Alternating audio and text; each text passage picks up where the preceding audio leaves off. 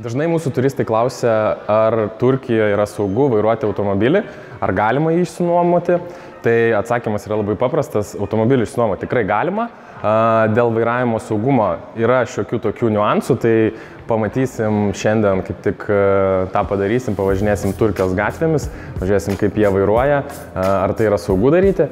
Automobilį išsinuomom iš viešbučio, tai užtruko 5 minutės, labai viskas greitai, turim jau paruoštus dokumentus. Can I take documents? Okay, thank you. Užtrukom 5 gal minutės viską susipildyti, turim raktelius ir važiuojam pasižiūrėti.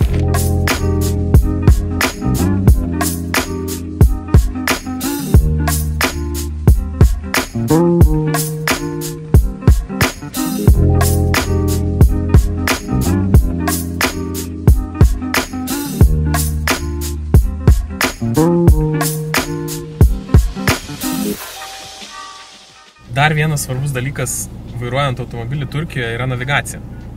Rekomenduojama atsisiųsti į savo išmanųjį telefoną programėlę Maps.me arba Google Maps, kuri veikia be interneto ryšio.